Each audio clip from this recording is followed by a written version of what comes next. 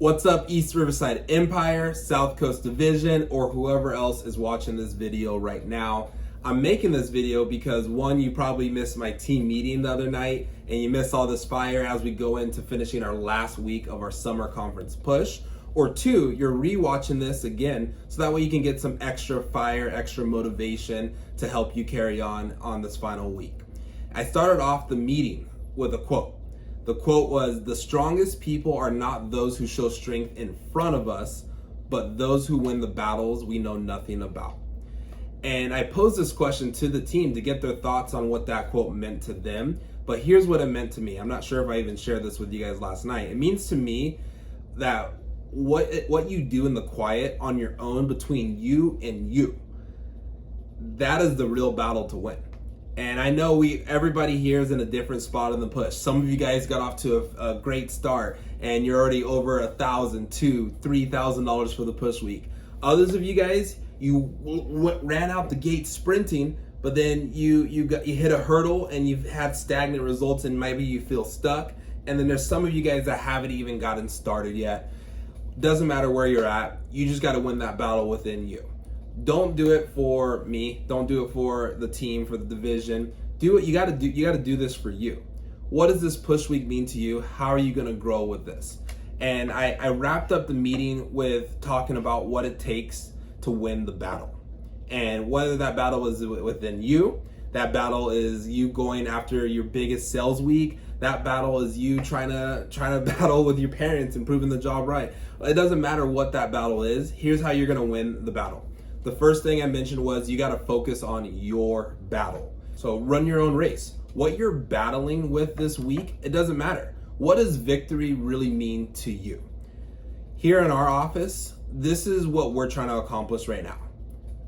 If you're working in East Riverside, South Coast Division, or whatever your local office is, we're trying to be the best at what we do, right? We're trying to be the number one office in the company. We're trying to break records. We're trying to push ourselves. We want to get better. Also, what I'm trying to do is I'm trying to create leaders in my organization. I don't want somebody that says that they're going to do things and then they don't follow up with it or hold their end of the deal. I want people that follow through with their commitments. I don't care if it's a small commitment. I don't care if it's a large one. I just care that you follow through and show me. All right, and there's many of you guys that are like, hey, I don't need help. I don't need questions. I don't need to come to these events or phone jams or whatever the case may be. Hey, that's totally fine. Prove me wrong. All right, prove me wrong, because chances are if you're watching this right now, you haven't done anything yet. All right, like you haven't done anything to show that you don't need help. You don't need a coach. You don't need anything from us. So prove me wrong. In war or a big game where teams are battling, it's important that everyone does their job. I'm not sure if you guys noticed, like if you ever watched football. I used to play football growing up. We need both sides of the ball. You need offense, you need defense, and you need special teams. You can't play the game without the other, right? It's like you can't score a touchdown and guard the defenders and kick your own field goals. You need everybody to do their role excellent to be champions. And that's what we need from you guys right now. So again, if you're watching this video, text me right now. Text your manager, text your coach, whoever your mentor is. Text them what they can expect from you. No matter what, no fluffs, no ifs, ands, buts about it. Like, this is what they can expect from you. All right, so if it's like a demo goal, or if it's your phone call goal, or it's a CPO goal, just tell your manager what they can expect from you, and then also give them permission to push you. I don't know about what you guys have noticed, but in this day and age, most things come easy to people. Like when you want entertainment, you could turn on your phone right now and get entertainment. If you want a date, you get the swipe right, you could get a date, right? If you need to make money, you can make money anywhere. But the reason why you're working here with Cutco, with this job, with my office, is because you don't want the easy route. You want to become a better version of yourself. Like, feel free. You can go sweep floors at Denny's, right? And you'll make money. But if you want to make a difference, it starts now. It starts with these push weeks. That's why we do them, to push yourselves to become more. The second thing is you got to have heart. You just got to have heart, because heart wins battles. I want to share a story of when I was in a push week. I can't speak for anybody else, but I remember going through my first push where I was trying to sell $10,000 or more in a 2-week period. And I never have done it ever up until this point. I tried over and over again. And the reason why I never was able to hit that push is because I didn't have the heart to. When, as soon as a challenge arose, I used that as a way to back out of my goal. I used that as an excuse to not showing up to the champs clubs or the phone jams. I used that as a cop-out. I'll be honest, I was scared that I wasn't gonna achieve the goal. So I never fully committed, I never dove in. And the way that I overcame this, I remember like this last push, right? I just had a big goal and I was like, I have to do it, right? I've known so many people, I've seen so many people do it, an accomplishment. And every time I saw somebody hit that goal, I just wasn't that impressed with the person that hit the goal. Right? I was like, man, if he can do it, I can do it. I can do it. I know I can. And I was like, I never actually gave it a real shot. I never actually grinded for 2 weeks every day straight to see what I could become. And guess what? As soon as I set out for this big goal of 10,000, day 2 into the push week, my car broke down. Right? And I started in the day and age. I don't know when you're watching this video. I started when I had to drive to all my appointments and do them face to face in person. Many of you guys have the luxury of being able to just wake up and do it in your room. Right? I wish that was around at a higher level when I was there. But besides the point, my car broke down. Right? That could have been an excuse to give up on the goal. But instead, I found rides. I Ubered. Right? I made deals with people. I'm like, hey, can you come pick me up? Like, I had customers pick me up to do their appointment that I was trying to sell them on. Right? I got creative and I really challenged myself to grow. And then at the end of the day, I had a bunch of no sales. I had a bunch of cancellations. And I was like, you know what?